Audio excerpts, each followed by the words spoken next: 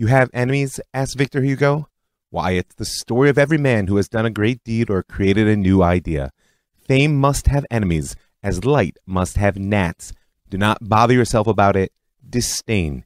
Keep your mind serene as you keep your life clear. Well, I'm trying to stay serene and see the clear horizon ahead because I'm Rav Mike, and this is the Jewish Story. Purim interlude, analyzing the oldest hatred.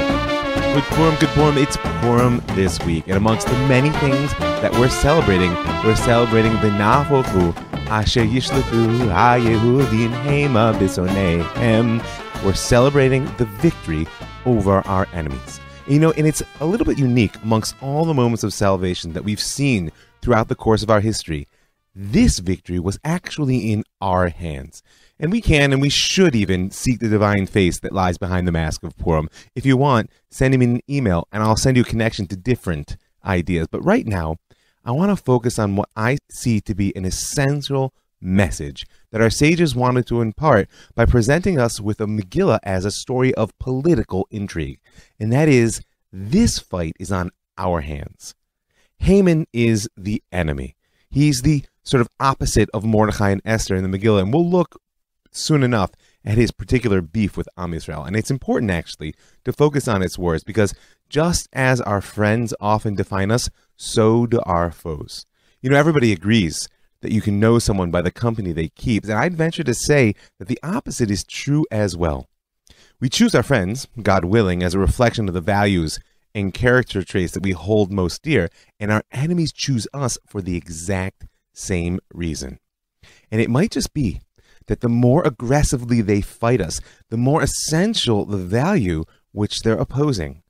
And thus we have quite a bit to learn from Haman's evil statement there in the 3rd chapter of the Megillah, when he says to Ahasuerus, "There's a certain people scattered and dispersed amongst the other peoples in all the provinces of your realm, whose laws are different from those of other people, and who do not obey the king's laws. It is not in your majesty's interest to tolerate them." And before we parse these words, let's just recall that Haman doesn't stand alone. As the Megillah says, after these things, Gidal Mamelech Achashverosh et Haman ben Hamdata Hagagi, that the king Achashverosh lifted up, he magnified Haman, the son of Hamdata, the Agagite. And this line is there to clue us into the epic battle that underlies the local struggle that Esther and Mordechai are forced to wage on Haman. Because Agag, Haman's ancestor in this verse, was the last king of Amalek. Now, who's Amalek? That's a big discussion, and a bit of it will come out in what follows. But for those of you who don't know anything about the epic struggle between Am Yisrael and Amalek down through the generations, I'll just give you two foundations from our foundational text. First is the portion that we read last week in the synagogue.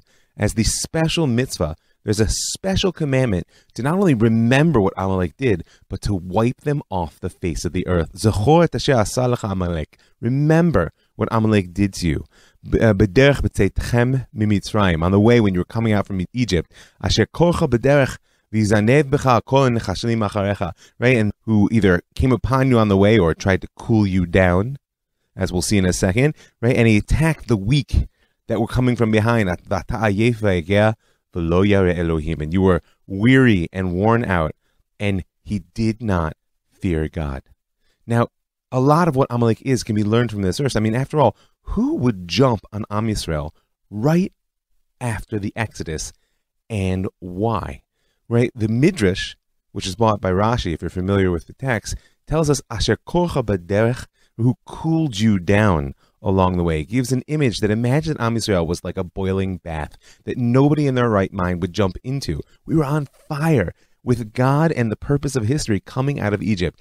And this madman Amalek, who had no personal stake in the question, we weren't coming out to take his land, jumped in that boiling bath. And even though he himself was scorched forever, he cooled it down so that everybody afterwards could take their turn.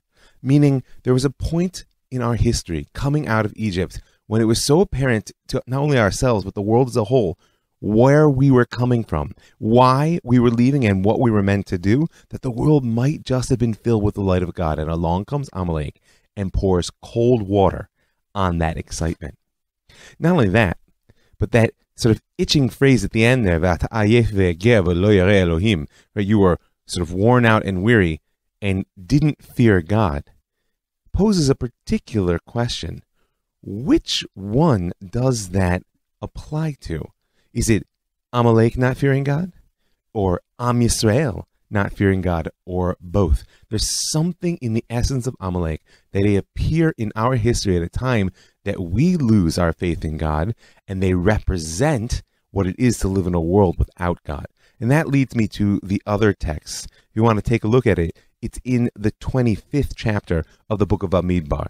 And it's Bilam, the great prophet of the nations, after he's gone through many iterations in his failed attempt to curse the Jews, who finally opens his eyes and sees what history is all about. And it says, Vayaret Amalek, and he saw Amalek, Visama Shalo, Vayomar, and he continued with his theme and said, Reshit Goyim Amalek, V'achrito Ade Oved. Right? That Amalek is the Reshit Goyim. He's the first of nations, but his fate is to perish forever.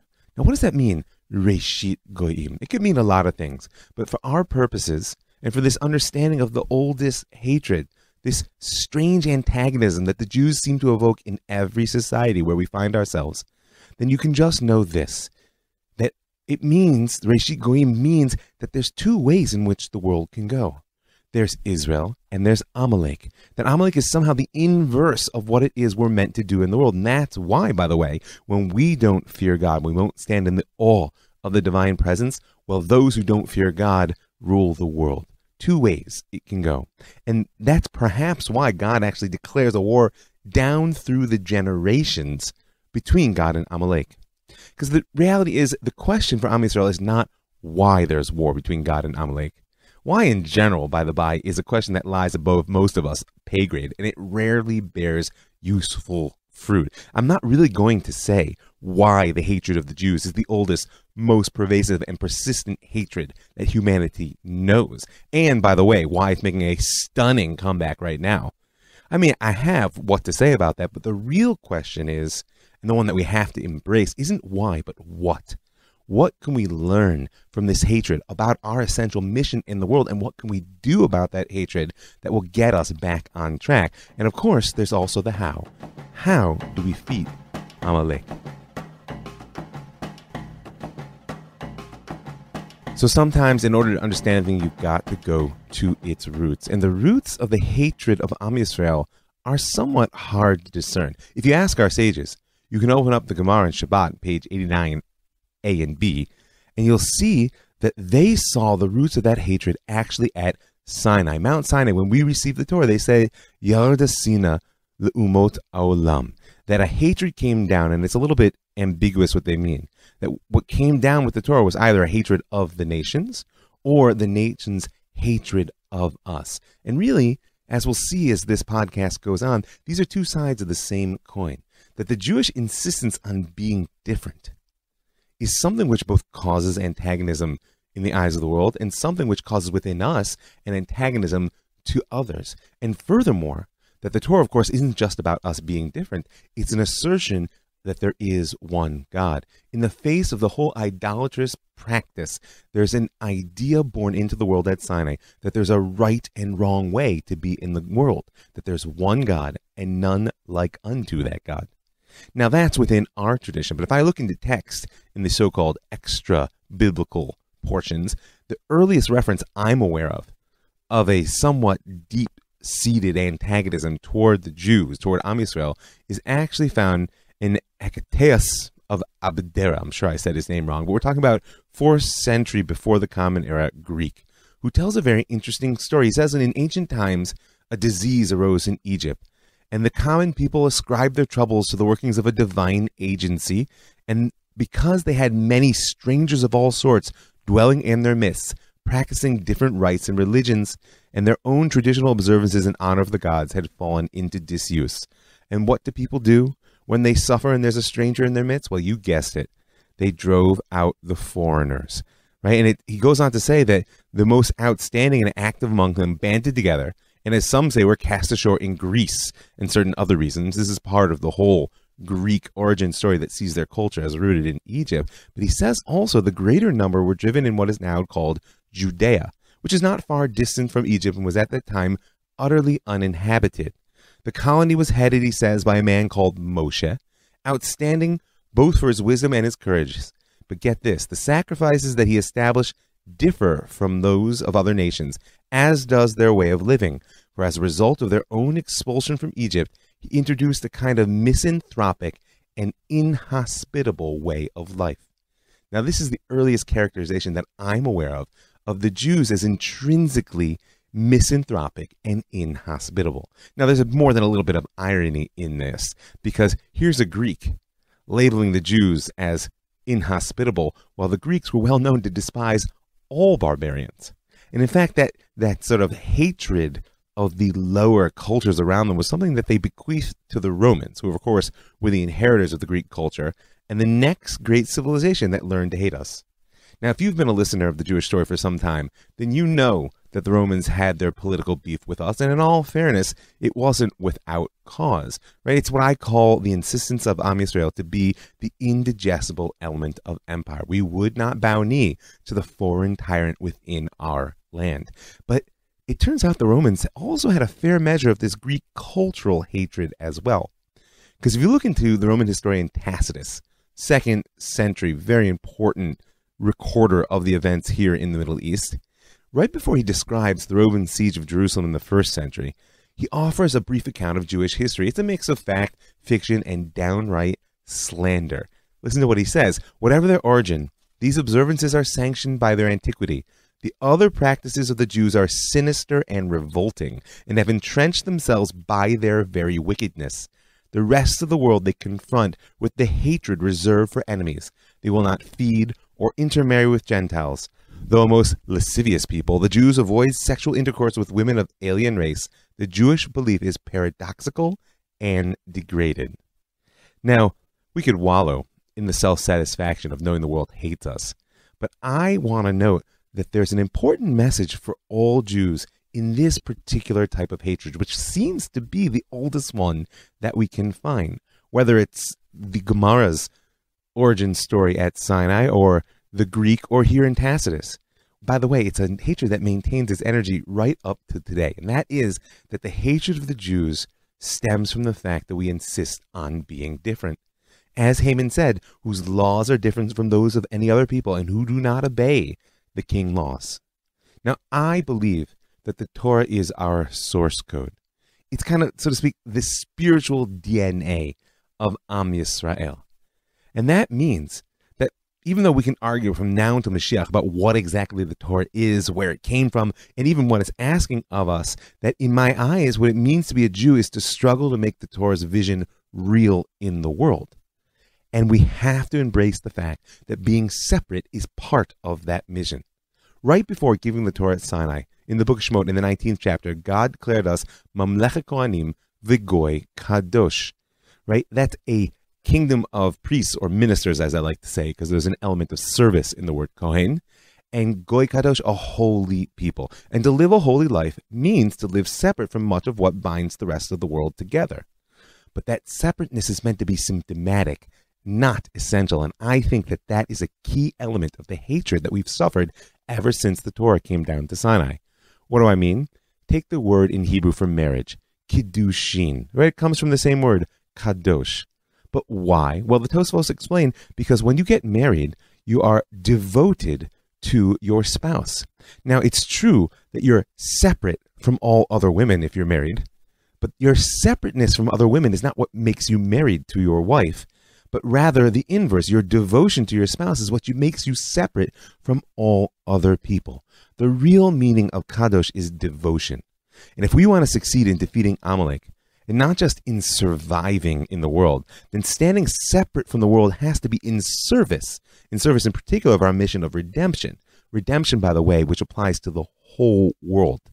And as far as I can tell, it was the combination of these two elements, political and cultural stubbornness, right? The insistence on being the indigestible element of empire, and on being different, that effectively built the hatred of the Jews into the very base of Greco-Roman culture, where it remains to this day. Ironically, in history, once the Roman occupation really began and the Jews were scattered in exile throughout their empire, suddenly holding fast to these so-called misanthropic and inhospitable ways of life became the key to our cultural survival and, frankly, the keystone to any hope for fulfilling our mission of universal redemption. I mean, it's amazing. Can you hear Haman's words?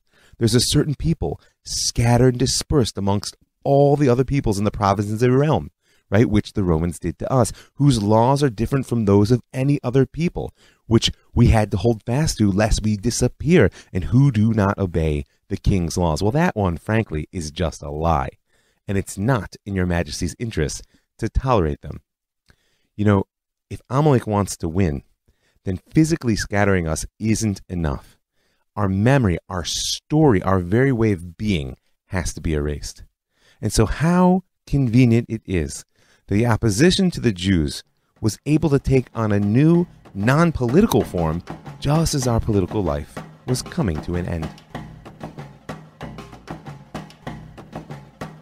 So we went from being the indigestible element of empire, holding fast to our inhospitable and misanthropic ways, and perhaps missing the boat in understanding that being separate was meant to be in service of our devotion to mission, went right from that into being the obstinate refusers of salvation. You know, there's no fight like a family fight. Every child has to differentiate themselves.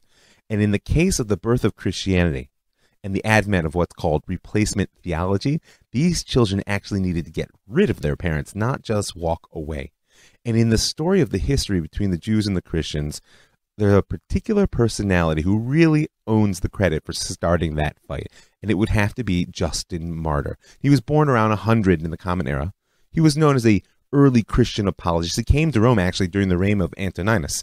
That's 138 to 161 for those of you who like numbers, meaning he set up his school in Rome after the 3 Roman Jewish wars were over, after this idea that the Jews were indigestible and culturally repugnant had already been baked into Roman society. And his anti-Judaic writings have been called by some scholars the origin of Christian anti-Semitism. It's a new phase. He was the first to argue that the Romans were not responsible for the death of Jesus of Nazareth, meaning that the Jews killed him. But most importantly, Justin Martyr appears to be the originator of the idea that the church is actually spiritual Israel that has replaced physical Israel. As he says, for the true spiritual Israel are we who have been led to God through their Savior. Now, in his eyes, the suffering of the Jews is just because the church has replaced them and that Jesus has replaced the law, and the Christians are fulfilling that which was given to the Jews. And he wasn't alone. In the coming generation, Tertullian would argue that the problem wasn't the God of the Jews or the text of the Jews. The problem was the Jews themselves. And this type of hatred based on a need to eliminate the Jews in order to replace us arguably reached its peak in John Chrysostom in the 4th century. He was the Archbishop of Constantinople. You know, his big issue was to try to stop the Christians from going to synagogue on Saturday and taking communion on Sunday. It's kind of a spiritual hedging of the bets that apparently was still quite common in the 4th century. And so he delivered a series of 8 sermons on the wickedness of the Judeans. Get this. Do you see that demons dwell in their souls and that these demons are more dangerous than the ones of old? And this is very reasonable. In the old days, the Jews acted impiously toward the prophets. Now they outrage the master of prophets. Notice, refusing salvation. Tell me this, he says, do you not shudder to come into the same place with men possessed, who have so many unclean spirits, who have been reared amid slaughter and bloodshed? You know, it's interesting that in his sermons, Chrysostom actually pulls his characterizations of the Jews from proof texts that he found in the Bible, and not from his experience in 4th century Antioch. And that's because he's really beginning a path that will set itself in stone during the Middle Ages. The Jews are rapidly becoming an idea that needed to be subdued, rather than just a people that needed to be conquered or even eliminated. And notice, what they are is unclean spirits. There are whole studies, we could go on hours and hours, characterizing how the Jew becomes the anti-salvation, becomes the devil himself, the source of evil, demonic possession, you name it, within early Christian culture.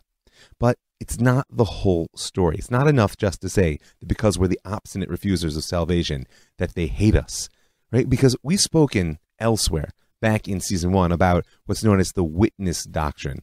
Right? Augustine of Hippo provides a theological framework that actually gave space within the mind of the church for the continued existence of the Jews, because Justin Martyr and Tertullian and John Chrysostom were headed for the final solution. They saw no space for the Jews to continue, in particular since the church had actually been meant to replace us.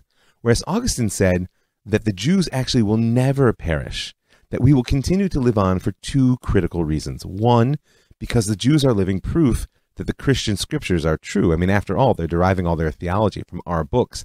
And if some pagan happens to say to the church father, well, hey, where'd you get that idea from? Hear from the Jewish prophet. Who are these Jews? Oh, there aren't any left. It's a hole in the argument. Whereas if you can point to the Jews, well, then you've got what to talk about. However, he points out that the Jews must be in a degraded state, because the goal isn't just to prove the veracity of scriptures, it's to prove the truth of their interpretation.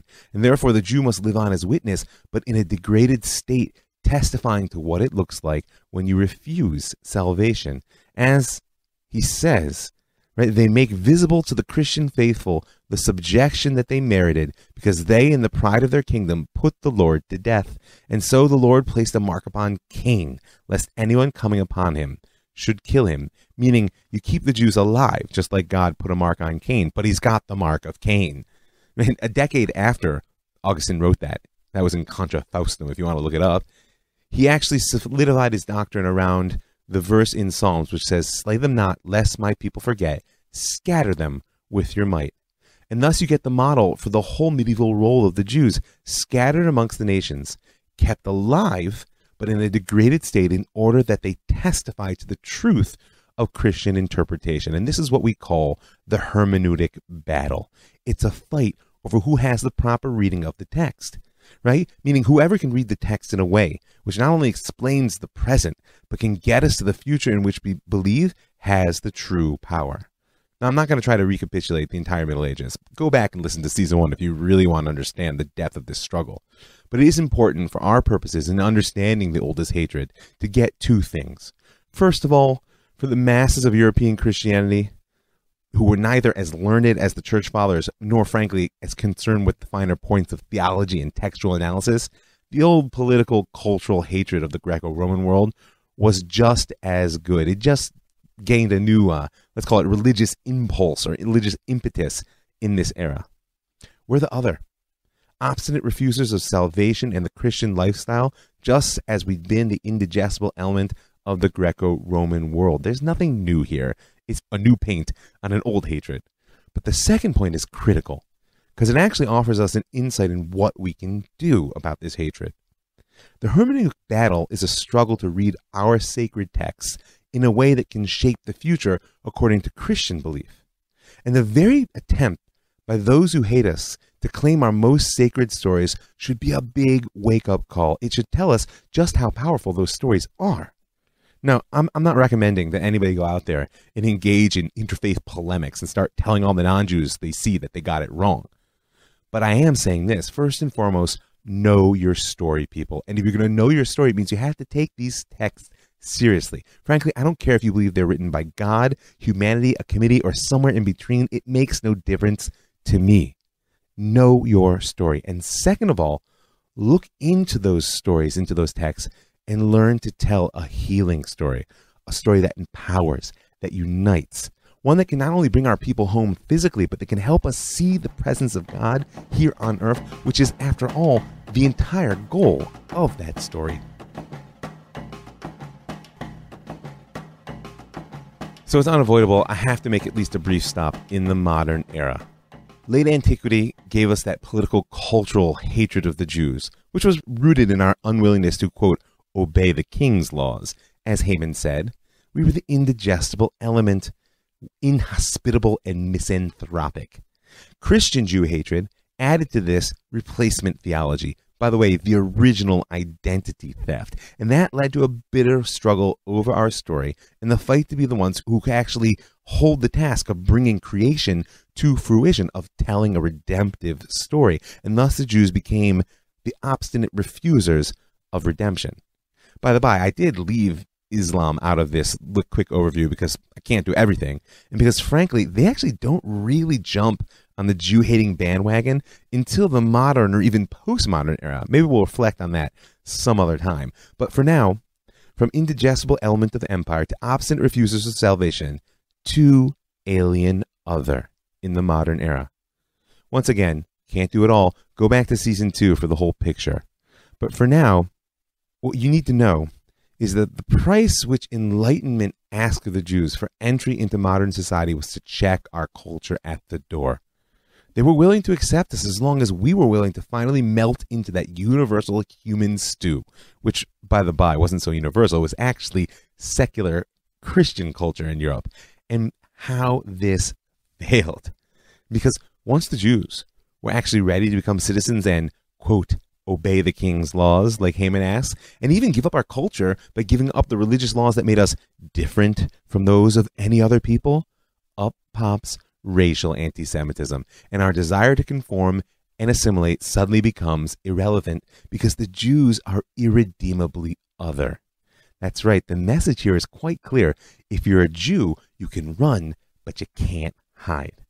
You know, the ultimate expression of this was the fact that the Nazis pulled monks and nuns out of their monasteries and convents to kill them in the concentration camps as Jews. These were people who didn't just see themselves not as Jews, they had joined the other side. Now, I don't have the time to analyze modern anti-Semitism. The literature is too vast, and frankly, the bill is still out. But in order that I can set the stage for the final part of this somewhat grim look at the oldest hatred, I do want to point out that in the mind of modernity, the Jew wasn't just a corrupting racial element that had to be purified, right? Racial anti-Semitism. Because as Hitler said, the Jews have inflicted 2 wounds on the world, circumcision for the body and conscience for the soul. I come to free mankind from their shackles. That racial national element, represented, of course, best by circumcision, is nothing new in this story. In a sense, it goes back to the Greco-Roman roots of Jew hatred, where that element that simply isn't like everyone else, just like Haman said. But this idea of conscience adds a new piece to our story, and it deserves a thought. You know, philosophically, most people agree that Hitler was borrowing the idea from Nietzsche, who claimed that the Jews, with their, quote, revolt of slaves, had subverted the natural order and instituted in the world the morality of slaves. It was a morality which was opposed to what he called the morality of masters, meaning the strong do what they can and the weak suffer what they must. Now, in fairness, Nietzsche didn't hate the Jews. He just hated this idea, and he particularly blamed Christianity for popularizing it within Europe. There's so much that could be said here about the world in which we live. But for now, to me, Hitler was a powerful proof that you can know a people by its enemies, that we could indeed call Israel the conscience of the world, and that gives an insight on the origins of the hatred of Am Yisrael in the modern era. Listen, no one likes their conscience, but at least when it succeeds, it can make it proud of ourselves. The problem with the conscience is not when it succeeds in making us the best person that we believe we can be. The problem is when the consciousness fails. Because when the consciousness fails to actually change our behavior, it doesn't just go away, it persists. It lives on. It's an indelible part of who we are, but it becomes an annoying voice which just nags from the side and prevents us from enjoying doing what we want to do rather than what we ought. And that's why so many people who are set on living either a meaningless life or an evil life must eliminate their conscience. From this perspective, at the risk of blaming the victim, I could say that the failure of Am Yisrael to live up to our divine mission is actually the source of the world's hatred for us. Our desire to be separate, to live by our own laws, to tell our own story, could be a source of great joy and love in the world if we succeeded at doing it, if we indeed became the Or LaGoyim, the light to the nations, which we were designated to be. Listen, I know that this is problematic, and I've upset a number of people by saying it, but I can't deny it's how I feel. Right? Take it as a call to revisit our mission focus, because I do indeed believe that one of the reasons that the Ribbono Shel Olam created us was to be the conscience of the world, and nobody likes their conscience when it's failing. For now, though, I'm not ashamed of being labeled as the people who first challenged the notion that might makes right. And it's fascinating that this is why the postmodern wave of hatred that threatens to engulf us right now, that's all over the newspapers, which focuses specifically on the dynamics of a now once again powerful Jewish people, is so painful and important to understand. As far as I can tell, in the postmodern era, the hatred of Am Yisrael springs from our reality as a story that can't be reduced to a simple power discourse. Now, first of all, I place the boundary marker of the modern and postmodern at the gates of Auschwitz, or in the mushroom cloud over Hiroshima, if you like. It's not really so critical. Either way, the last great myth of secular society died in these two places. The notion of progress, this idea that humanity was still on an inevitable track toward a cleaner, safer, happier world. A myth, by the way, that could not possibly survive those horrors. Right? How could it be that this was the end progress of the most cultured nation in Europe, or the greatest concentration of technological know-how that the Western world had ever seen? But you know what? Just because a myth dies doesn't mean that we're so quick to let go of it. And so, coming out of the Nazi era, Am Yisrael actually had a shine in the eyes of the world that we'd never had. We had a moral purity that sprang from our absolute victimhood.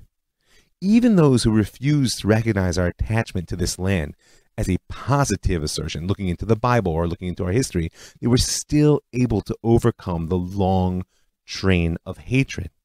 There was no longer a need in that moment that the Jews be a people, quote, scattered and dispersed amongst the other peoples, whose laws are different from those of any other people, and who do not obey the king's laws. It seemed, in the eyes of both the Zionists and the United Nations, that we could suddenly be a nation like any other. Once again, just a people in our land. Well, that was 70 years ago. And 70 years is a very long time in our age. Long enough for the perpetrators and the bystanders to forget about the gas chambers. If not for the victims, trust me, we haven't forgotten. And furthermore, those 70 years have been a time of continual war. As we've discussed elsewhere, re-embodiment in the land is a very messy process. And in all honesty, our struggle with the Arabs over this land is quite complex. Go back and listen to the end of season 2. I'm not trying to dish you up any simple story. Oddly enough, it's complexity that doesn't seem to work well in the postmodern mind, which you'd think worships complexity for complexity's sake. Now, I have to make something clear. In my eyes, the two hallmarks of a shallow postmodernism are, number one, the belief in the death of the grand narratives, right? All of the great stories and myths, whether they're religions or cultural tales or progress, that kept us going and put a sort of a broad frame on all the particular elements of the world. So the death of these grand narratives and the subsequent notion that everything in life is therefore just a struggle for power. And on a more simple level, you need to know that in the eyes of the postmodern mob out there, there are only victims and perpetrators. There can be no heroes, because a hero is someone who wields power in the name of what's right and good. But the sacred stories of right and good died with the death of these grand narratives. They're just fairy tales to the pseudo-intellectuals of our day, and therefore a hero is nothing more than a clever villain with good PR. He must be so because he's wielding power. And maybe, just maybe, this is why the idea of Jews having power is now the new source of hatred in the most recent phase of our story of the oldest hatred humanity knows. Just think about it. The old left was willing to tolerate us when we were holy victims, but now that we're wielding power, oy vavoy, just remember, hell hath no fury like a liberal scorned. And that's why the intersectionality movement, if you're familiar with it today, and if you're not, you can write me an email, I'll give you some thoughts on it. That's why their hatred is so fierce for the Jews, because Jews don't fit the new righteousness of victimhood model because we have power. And we furthermore compound it by being betrayers, because once upon a time, we were the perfect victim. And whether it's the power of Israel, the nation state, or the power that American Jews became when they became white, as the phrase goes, you need to learn something about this dynamic. You know, there's a new definition of racism out there. When I was growing up, racism meant acting prejudicially towards someone based on their race. It was quite straightforward, and it didn't matter what that race was. But that's no longer true. Today, racism is prejudice plus power. It, by definition, only involves what they call punching down. When someone who's in a position of privilege and power, who's part of the structural oppression and violence on which our societies are actually built, I do see a lot of that as truth, and they reach out to crush the weak, that's racism. And that's how it can be, in a crazy sense, that if an African-American man runs amok and shoots white police officers out of hatred, that it may be an act of hatred, but it's not an act of racism, right? Or when a congresswoman peddles time-honored, hate-ridden conspiracy theories about Jewish domination, that's not racism, it's punching up. It's a fight against Jewish privilege and the power structures within America. Or against the international colonial structures, which are the structural violence oppressing the peoples of the world represented by, the state of Israel. Because fighting power and privilege in their eyes is justice, not anti-Semitism. Because if you're no longer the victim, then you can only be the villain. Now, there's so much more to say about this, particularly that post-colonial element. But don't worry, there's going to be another show coming up soon. Some of you guys asked me to have another conversation with Yehuda Cohen. I think he's the man to talk post-colonialism with. But if you want actually a classic and chilling example of how outside of recent American politics, this dynamic of Jews as villain rather than victim really plays itself out, check out Article 22 of the Hamas Charter. You can Google it. It's right there on the internet. You'll notice that it makes the Jews out to be the most powerful people in the world. I mean, it's bizarre. Who elevates their enemies like that? I'll tell you who. Those who see righteousness only in victimhood and are willing to harness the world behind them. But for right now, I want to end with this. So we've gone from this indigestible element of empire, that cultural holding fast to being ourselves, to obstinate refuser of salvation and the insistence that we're going to be the ones who tell the redemptive story, to alien other of modern society. What it comes down to is that Am Yisrael is a story that won't go away. In our current world culture, which equates morality with abstract perfection rather than the humble progress that the Torah sees, and furthermore, our world culture which is more concerned with deconstructing its myths and destroying its heroes than in crafting a meaningful society that can unite the world toward the goal of redemption, be it secular or religious. I want to be clear. In my eyes, I do believe that Am Yisrael is spinning our wheels in the mud right now, and we're spattering it everywhere. There's good reason to be upset with the Jews, but I've got news for you. The Jews aren't going away. We wouldn't allow Rome to digest us. We wouldn't allow Christianity to convert us or modernity to assimilate us. We're not going to let this postmodern challenge deny the significance of our story. And now, lo and behold, for the first time in 2,000 years, our refusal to disappear is actually backed by an incredible ability to wield force. This is the great gift that Am Yisrael is poised to offer the world, and it is, in my eyes, the source of their current hatred. And if we want to learn from this latest challenge what to do, then I say this: learn to wield power in service of the right. Learn to tell a story in which there are perpetrators and victims, and heroes as well. You can be the hero of that story too, and have no fear.